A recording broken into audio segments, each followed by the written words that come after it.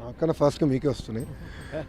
అన్ని విషయాలు మేము డిస్కస్ చేస్తున్నాం. ఎందుకంటే మీరు చూస్తే ఆంధ్ర రాష్ట్రంలో చాలా స్పష్టంగా ఒకే రాజధాని కానీ అభివృద్ధి వికేంద్రీకరణ అనేది ఎన్డీఏ ప్రభుత్వం నినాదం. దాంట్లో భాగంగా గతంలోనే మేము వికేంద్రీకరణ ఎట్లా చేయాలని చేసి చూపించాం. ఈరోజు మీరు చూస్తే కియా మోటార్స్ ఎక్కడికి వచ్చింది? అనంతపూర్కి వచ్చింది. ఎలక్ట్రానిక్స్ మ్యానుఫ్యాక్చరింగ్ ఎక్కడ వచ్చింది? చిత్తూరుకు వచ్చింది.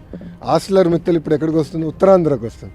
ఐటీ కంపెనీలు ఎక్కడ వస్తున్నాయి? విశాఖపట్నానికి వస్తుంది. సో అభివృద్ధి వికేంద్రీకరణ అనేది మేము చేసి చూపించాం. ఆ దిశగా ముందరికెళ్తాం. మీరు ఉర్వకల్ నోడ్ కానివ్వండి, కొప్పర్తి నోడ్ కానివ్వండి, మిగతా ఆల్రెడీ ఉన్న ఈఎంసీ 2-3లో కూడా ఎకో సిస్టమ్ క్రియేట్ చేయాలి. 100 కిలోమీటర్లలోనే ఒక ఎలక్ట్రానిక్స్ తయారు చేయాలంటే కావాల్సిన ఎకో సిస్టమ్ క్రియేట్ చేయాలని మేము డిస్కస్ చేసాం. నేను కూడా గతంలో అమెరికాలో పర్యటించినప్పుడు అనేక కంపెనీలు కలిసాను. వాళ్ళ ఫీడ్బ్యాక్ ఏంటో కూడా గౌరవ మంత్రి గారికి నేను చెప్తాను జరిగింది. మేము అవన్నీ డిస్కస్ చేసుకున్నాం. గౌరవ మంత్రి గారు కూడా త్వరలో విశాఖపట్నానికి, అదేవిధంగా మన తిరుపతికి వచ్చి మన గతంలో తెలుగుదేశం పార్టీ అధికారంలో ఉన్నప్పుడు ఎలా చేసాం, ఏం చేసాం అని ఆయన స్వయంగా చూడాలని కూడా కోరటం జరిగింది. త్వరలో ఆంధ్ర రాష్ట్రానికి మంత్రి గారు కూడా వస్తారు.